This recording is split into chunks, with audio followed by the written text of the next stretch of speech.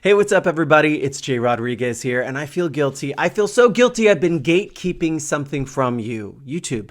I've got a Patreon. For the past 2 years, I've been making YouTube-style content, and it's been going on Patreon, and I forgot all about y'all. And this year, 2023, I decided y'all need to get some content. So what I'm going to do is just tell you a little bit about me in case I'm new to you, and tell you a little bit about what you can expect on the Patreon and what you can expect right here on YouTube. For context, I'm the guy from Rent. I'm the guy from the original Queer Eye, Bones, Uncoupled, Bros, Fantasy Island this year. I don't know. I just pop up on your screen a lot. Maybe not.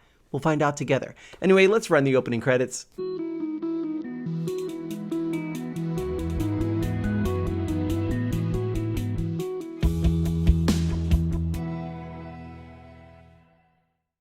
Welcome back. Isn't that cute? Listen, I made it an iMovie, or maybe it was, I don't know, Final Cut Pro. Anyway, I'm new at this stuff. But that being said, all right, so let me catch you up to speed. For those of you who don't know, I was the youngest person ever cast in a leading role in Rent as Angel. I did that show for about 5 years on and off. But like any job, I just didn't want to stick in just one job.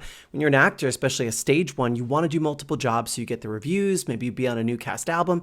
So I'd build my resume by leaving off-Broadway. I'd do an off-Broadway show or a play at Lincoln Center or a musical like Xana in Xana Don't, which became a cult classic. And then I got this opportunity to audition for a reality show. Now, mind you, this is before weave pulling and table flipping was a thing on TV in reality. So I did a show called Queer Eye. At the first season, it was called Queer Eye for the straight guy. But maybe what you may have missed was after that first season, we dropped for the straight guy because we weren't making over just straight men. We were making over their wives. We made over a trans man. We made over all kinds of different men and different people. And that being said, it was shocking. I never expected myself to end up on an unscripted show. And to be honest, it was at first really tricky to figure out what I was going to do. When we were on Queer Eye, we had a meeting before every guy we'd make over, every person we'd make over. And it was like a dossier that had their photos of their house, their kitchen, their hair, their wardrobe. But for me, for culture, there was like a little blurb about him as a person. And I had to figure out for culture how to basically make his life better in that arena. But what does that look like? And how do you get something that is culture themed to work on camera? And we did 100 episodes. So it was constantly leaning on producers and asking for help and trying to think outside of the box and also meet what the network wanted, which was something visual. Give him something, have him something to do that was tangible. Anyway, I was 23 years old. So I really kind of found my way with that. But it didn't come without its upsets. I mean, I was singled out when Elijah Wood played me on SNL. SNL did a parody on Queer Eye guys making over Santa Claus. And let's just say I didn't come out looking so good. Still an honor to be parodied. Mad TV also made a whole big joke about me being useless. Now, when you're 24 years old and you see that on TV, and you think everyone thinks that. And it was really kind of hard on my self-esteem, but at the same time, I was making more money than I'd ever made. Now, granted, Queer Eye did not pay what I'm sure these new guys on Queer Eye make at all. Less than a modern day guest star part would get. But it was still more for the opportunity. You have to remember, at that time, Bravo didn't have huge shows. It had Inside the Actor Studio and a lot of repeats of other shows, but nothing that was rating as high as the ratings were with the original Queer Eye. So that really helped put them on the map and sort of branded them into this lifestyle show, an aspirational lifestyle later with the Housewives franchise, which was not in existence when we were doing the show. So that being said, I do it for 100 episodes. I get an Emmy. Let's look at it. It's right there. I had to. We write a book, become New York Times bestsellers. All that stuff happened by the time I was 25. But for me, my heart and my passion are being a storyteller as an actor. So I always felt disconnected from being on the show and being elevated and praised for that specific work when all I wanted people to know was to know me as a storyteller and as an actor, as an entertainer. So I moved to LA. Well, actually, I just came here to do a singing show on Fox that was called Celebrity Duets.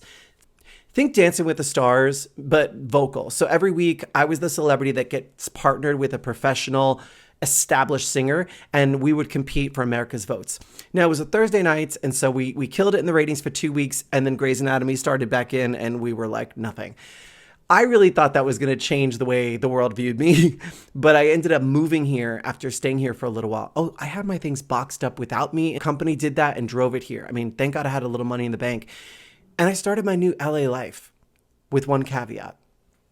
I had, which was at the time considered an ugly stench, the reality show stigma.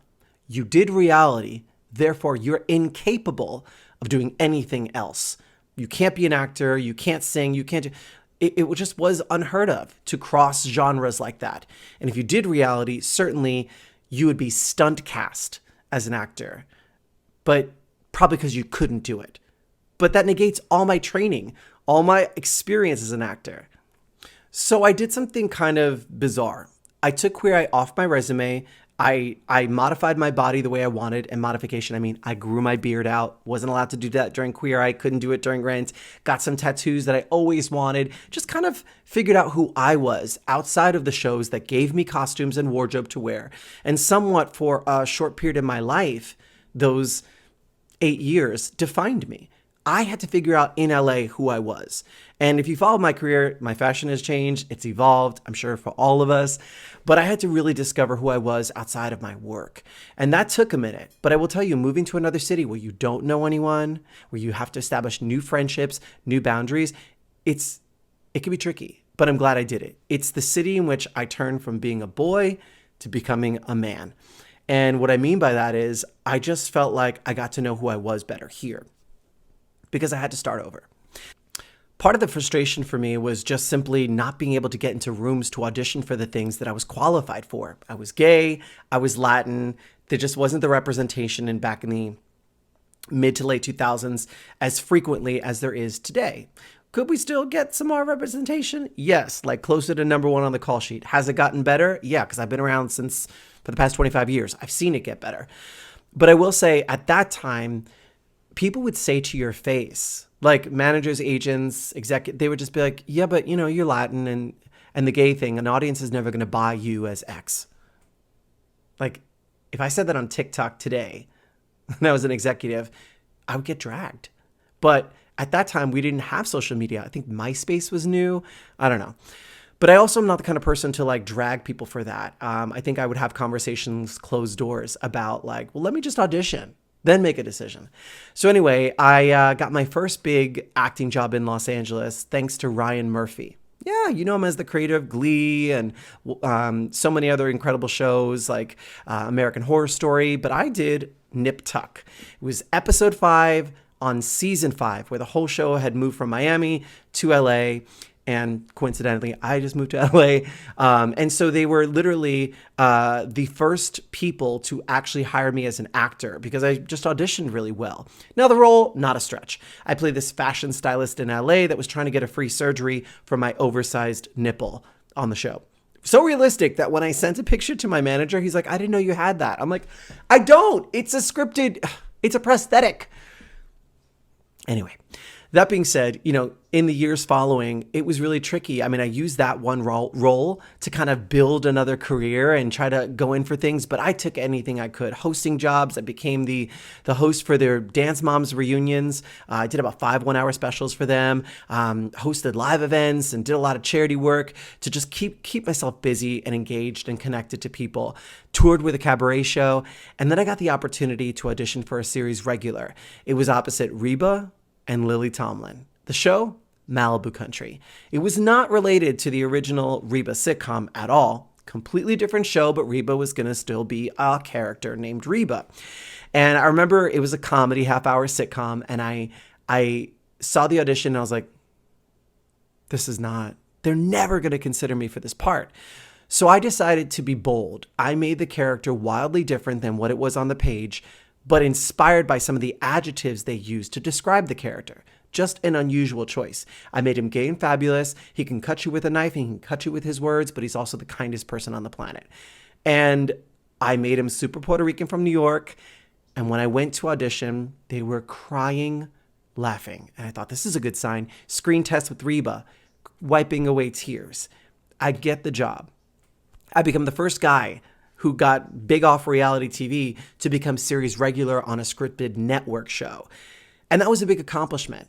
but it didn't necessarily open all the doors that I thought it would. I still had to hustle. I still had to take odd jobs here and there where people would see me and they're like, are you the guy? And why are you working? Got to pay the bills. But I don't have any shame in that. One thing that being on TV or being in entertainment has taught me is we're all the same. We are all the same. Some people just have heightened visibility at different chapters and moments of their life, but that makes them no better than you or I. It just really doesn't.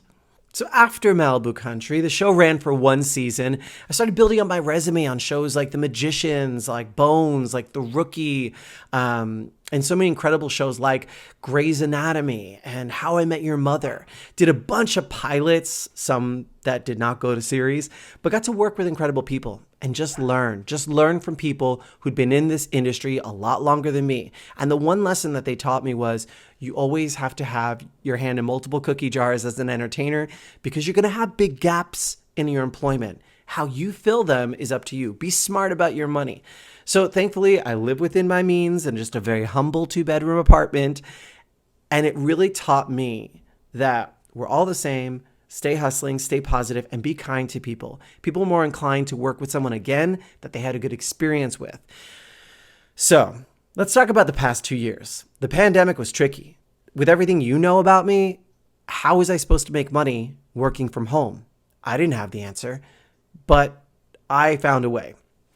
I went live every single day for an entire year on both Facebook and Instagram, and I got super creative.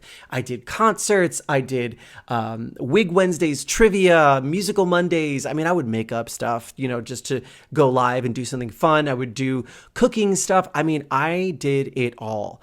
And I'm so thankful to now my Patreon subscribers. They lovingly call themselves the Jaybirds because that was my on-set nickname. I don't know how people always manage to call me Jaybird on set who do not know that other people have. But that's the name that stuck, Jaybirds. And every day they would show up on Facebook and Instagram. And now they're my Patreon subscribers. And I just want to thank them, especially the executive producers and the VIPs. You guys get to see me once a month for our Zoom party. Thank you. Could not do this without you. But let's bring it back to the past 2 years.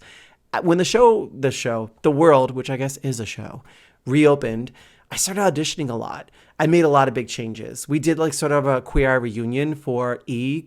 Called Reunion Road Trip, and the Queer Eye guys, my guys, celebrated my birthday. And the theme of the show was Jay Needs to Grow Up. Did I see that coming? No. And did I like it? Not at the time. We shot it fall 2020, height of the pandemic.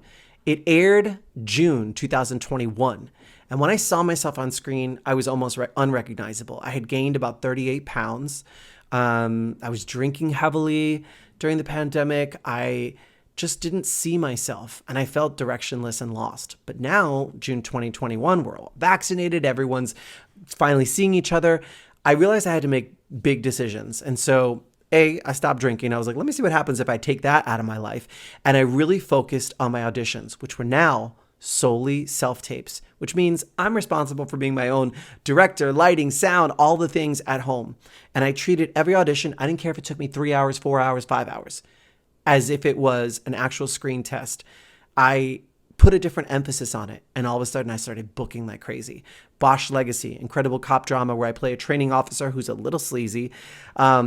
Bros. Now, Bros, the script was really, really funny, and I played a straight bro, and I sent that audition in thinking they're never going to hire me. They're never going to hire the guy from Queer Eye, but I stand by my audition. It just was a good audition. It was a solid audition. And if you didn't know me, you wouldn't know who I love, what gender I love. You wouldn't know that. You wouldn't know. And that's the whole point. But in Hollywood, there's been a long time stigma. If you're gay, you cannot play straight. But if you're straight, we're going to award you and celebrate you if you're courageous enough to play gay. So that limits gay actors. We just could only audition for some gay roles, which inevitably would ultimately go to a straight man, 9 times out of 10, because it was acting, but it didn't work the other way. And so we're slowly changing that in the past while. You've seen that in media. And for me, I was like thankful that for me, I had the shift. And I was like, I did it. I did it. I feel proud of the work. Now, granted, it's literally like 4 minutes of camera time if you put it all together in this big movie, but I was proud of it. And while I was in New York shooting Bros, I got the call to audition for a Netflix show. Darren Star was the creator, Sex and the City creator. Neil Patrick Harris was the star. I was like, oh, on Netflix. I was like, oh, no, we're doing this. We're doing this audition. The thing was, I was in a hotel room. I was in a hotel room. I didn't have my fancy camera and like my lighting and my microphones. I didn't have any of that. I had my iPhone with me. So I put my iPhone on top of a tissue box, which was on top of an upside down trash bin, which was on top of a coffee table. I opened up the windows in the hotel room, used the natural light, and then put the other lines on an iPad because I couldn't have a reader because it was Omicron going on. So that's how I auditioned for Uncoupled. I sent the tape in. I felt good about it. It was the gay friend to Neil Patrick Harris's character. And I get it. And I'm stoked because the guy I'm working with, Colin Hanlon, playing my husband, partner, boyfriend, we did Rent together 20 years ago. So I was like, oh, this is going to be easy. This is going to be so easy. And for the most part, it was a dream. But I will tell you, I did the thing where every new script I would get, like, a couple days before shooting, because I thought I was doing one episode. Turned out to be 3 episodes. And by the way, I agreed to work as a local because I thought it was going to shoot the 1 episode on the 1 day off I had on Bros. And then they changed the schedule, so I had to come back. I had to put myself up. That means pay my own hotel and fly myself because the deal was this role was only hiring local New York actors. And I don't live there. So I didn't do it for money. It's Netflix, so they didn't pay a whole lot. But, I did it because I just love performing and I loved the idea of working with these incredible people. So as we started doing more episodes, I would open up a script. I'll tell myself, I sure will. I opened up the script before reading it and would look for my character's name to see how much I was in the show. And I was like, I'm barely in it. Listen, it's a supporting role. It's a half-hour show. The show is about the central character, specifically Neil. That's always season 1. And it was recently canceled by Netflix. But does that mean the show's done? Not from what I heard. Ooh, the streets are talking. I'm going to dispel those myths and rumors on my Patreon, which I'll link down below. But anyway, I do the show. I do 3 episodes. Fall 2021. And then I had to wait like basically a year till it aired June 2022. So that was like literally Bros, Uncoupled. I come back to LA. And then I get this audition for a show called Fantasy Island. Now, if you're a person of a certain age, you remember the old one. The plane. Yeah, that one. The whole premise is there's a magical island somewhere in the tropics where you can go and they grant your wishes. And the island gives you what you need, not always in the way you want it. And I just want to be a part of this. Also, it was like a majority of folks on the show, even those that are white presenting, were Latin, Latino, Hispanic. I was excited to work with a cast of ethnically diverse people because it's so rare for me. It just doesn't happen. And so I booked the show, shoot it in Puerto Rico, which got me all emotional because that's where my family's from. And I thought of what it was like for them to live there because I only knew New York and would visit my grandfather in Puerto Rico occasionally. But just going back to where my family from, there was something magical about it. I hadn't been since I was a kid. Shoot the show. It was winter, maybe spring 2022, and it just aired early January. You can catch up on it. It's 2nd season, 2nd episode of Fantasy Island. It's streaming. And it was such a game changer because I really loved the role. They marketed the heck out of me. And that was the first time for me to have my name on screen in a commercial saying Jay Rodriguez is going to be in the upcoming episode. That had never in 25 years ever happened. And you're saying, oh, it's egotistical, whatever. No, it's just at some point you're doing your job for so long, you wonder if anyone's paying attention or if the over 2 decades you've spent in entertainment has been an investment. If all the small little jobs that your team said, it's just an investment in your future. Just take the role. Maybe next season they'll expand it. Maybe it'll be recurring. You take these financial hits to do it. And for me, it's never really been about the fame. Queer Eye taught me that. I've never been someone that chased fame. What I like is stability. I could be on a show behind a computer and give 4 lines an episode, but if they tell me I'm on every episode, I would be so happy. Like I don't even need to be the central character. I would like that in my lifetime. But If that doesn't work out that way, for me, it's about stability and storytelling. And if you do get a platform, what are you going to use it for? Are you going to lean into the charity work that you're passionate about and elevate their causes and what they want to do? That's what I've done. That's my hope. And I think Rent taught me that. We did so much fundraising for Broadway Cares Equity Fights AIDS. I think when I left the show, I think we'd raised at that point $2.5 million, just our cast alone, which is a lot of money. And I'm glad that the beginning of my career taught me that if you have a platform, you have to channel it for good. So you're kind of caught up on the work. I also did Nora from Queens with Bowen Yang. That's coming out later this year. But let's talk about the Patreon. So I had to put it out to my fans. What do you want to see? And we ended on behind the scenes. We ended on a podcast. We landed on how to. Every time I try something new, it's almost like Jay tries. That could be anything. Something that I've never done before, and I document it. I've got a ton of animals. I've got some geckos. I have at a different place at a facility I rent, I have some tarantulas at that facility, jumping spiders, aquariums. It's basically Jay's jungle. And I have a whole tier on my Patreon for that. And then you have memberships like VIP and EP that get a Zoom party, an on-screen credit. I am thankful for those folks because during the pandemic, I needed a work from home situation. And now I've set my goal to home ownership. Is it going to happen? I mean, probably not in West Hollywood or LA, but somewhere in the burbs, far away. I hope to buy a home, even if it's just a decrepit trailer. I don't even care. But you really never know. You never know. And I want to take that fear out. My character on Fantasy Island wanted to live a life without fear. So inspired by Sean, I'm trying to run toward the things that scare me. And homeownership is top of that list. So my Patreon has been incredible, an incredible base. And now, listen, there are some people who enjoyed the thirst traps I used to post to Instagram. So there's a whole tier on my Patreon that's solely thirst traps and some behind the scenes. They get all the information and all the news first for their loyalty and just for their support. Plus, they get a very special video for the VIPs and EPs called Inside J. That is the true stuff, the gossip, the insider tea. They know what I'm shooting, when I'm shooting, the things I'm not supposed to tell anyone, they know. And like Vegas, what happens on Jay's World stays on Jay's World. Listen, I was nervous about making this video. I know how mean YouTube can be. I do. I've seen it. But I'm hoping to foster a kind and welcoming community here.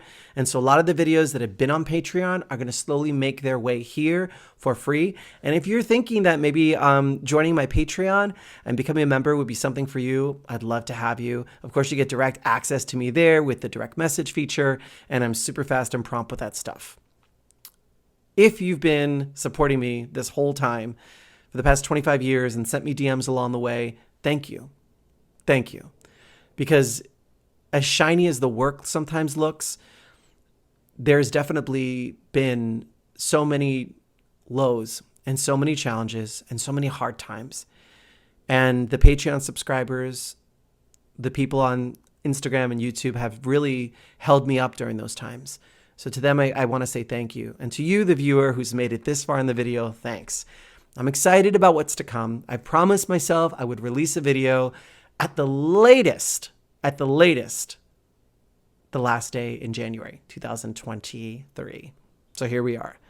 I can't promise these videos are going to be perfect, but I can promise they're going to be a lot of fun. So I hope you stick around and join us for the journey. Hit that subscribe button, hit the like button, throw a comment down below. I'll make sure to see them all. And thank you again for taking the time. And welcome to Jay's World.